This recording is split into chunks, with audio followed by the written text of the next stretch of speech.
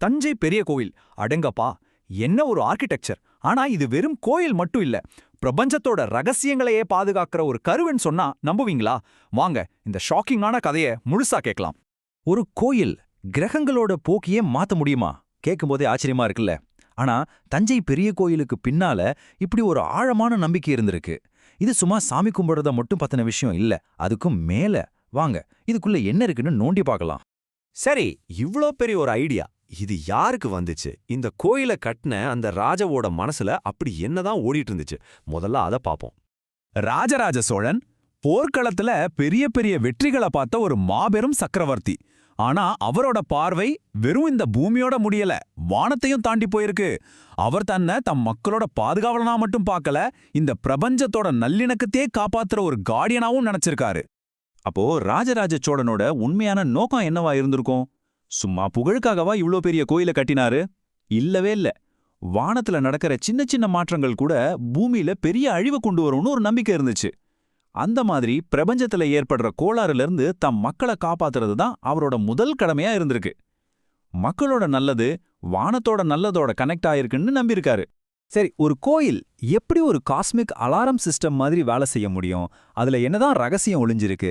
வாங்க பார்க்கலாம். நீங்க தஞ்சை பெரிய கோவிலுக்கு போயிருந்தீங்கன்னா அந்த பிரகாரத்தை சுத்தி இந்த மாதிரி கூண்டு மாதிரி ஒரு ஸ்ட்ரக்சர் பார்த்திருப்பீங்க இல்லையா?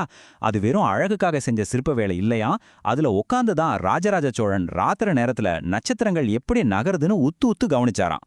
அப்படி என்னத்தை தேடினாரு? வானத்துல ஒரு இமேஜினரி லைனு, அதாவது சித்திரை நட்சத்திரம், பௌர்ணமி நிலவுன்னு சில முக்கியமான விஷயங்கள் எல்லாம் கரெக்டா ஒரே நேர்கோட்டில் வந்துச்சுன்னா பிரபஞ்சத்துல எல்லாம் நல்லபடியா போயிட்டு இருக்குன்னு அர்த்தம். சிம்பிளா சொல்லணும்னா, நம்ம கேமரால ஃபோக்கஸ் கரெக்டா இருந்தா படம் எவ்வளவு தெளிவா இருக்கும், அந்த மாதிரி தான்.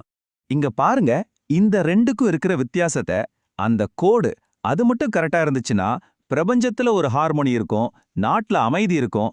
ஆனா அதுல ஒரு சின்ன மிஸ்அலைன்மெண்ட், அவ்வளவுதான். அது ஒரு வார்னிங் பெல் மாதிரி, அழிவு பக்கத்துல வருதுன்னு சொல்ற ஒரு பயங்கரமான அறிகுறி. சரி, ஒருவேளை கிரகங்கள் அதோட பாதையை விட்டு விலகிடுச்சு, அப்ப என்ன பண்றது? ஒரு ராஜாவால மட்டும் பிரபஞ்சத்தை சரி பண்ணிட முடியுமா?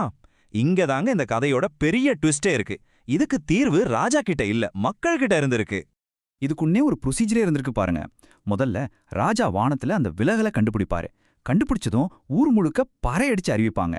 அந்த சத்தம் கேட்டதும் மக்கள் எல்லாரும் கோயில்ல ஒண்ணு கூடுவாங்க.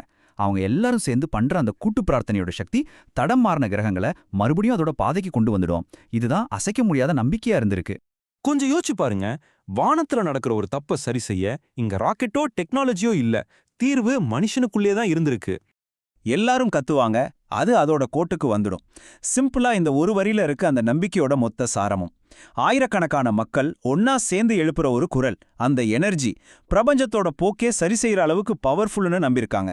மனுஷனோட சக்தி மேல இன்னொரு அபாரமான நம்பிக்கை பாருங்க. இது சும்மா கத்துறதில்ல, ஒவ்வொரு கிரகத்துக்கும் அது விலகுனா அதை சரி செய்யறதுக்குன்னு ஸ்பெசிஃபிக்கா சில பாட்டுகளும் மந்திரங்களும் இருந்திருக்கு. இதனால மக்களோட சக்தி செதறி போகாம எல்லாரும் ஒரே நோக்கத்தோட ஒரே இலக்க நோக்கி அந்த எனர்ஜியை ஃபோக்கஸ் பண்ணியிருக்காங்க.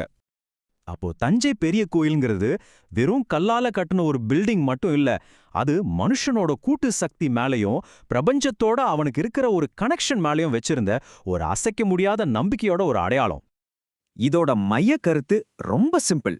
நாம இந்த பிரபஞ்சத்தை சும்மா வேடிக்கை பார்க்கறவங்க இல்ல, நாமளும் இதுல ஒரு பகுதி தான். நம்ம எல்லாரும் ஒன்னா சேர்ந்து ஒரு விஷயத்த முழுசா நம்புனா அந்த நம்பிக்கை பிரபஞ்சத்தோட போக்கே மாத்துற அளவுக்கு சக்தி வாய்ந்தது. இதுதான் அந்த தத்துவம் சொல்ல வர்றது. இவ்ளோ பெரிய ஒரு காஸ்மிக் ப்ரொடெக்ஷன் சிஸ்டம், அது ஒரே ஒரு சமூகத்தோட நம்பிக்கைய ஒரே ஒரு இடத்துல, அதாவது இந்த தஞ்சை பெரிய கோயில்ல தான் மையப்படுத்தி இருந்திருக்கு. இது சயின்டிஃபிக்கா உண்மையா பொய்யாங்கிறதுலாம் ரெண்டாவது விஷயம். ஆனா இது நம்ம முன்னாடி ஒரு பெரிய கேள்வியை வைக்குது.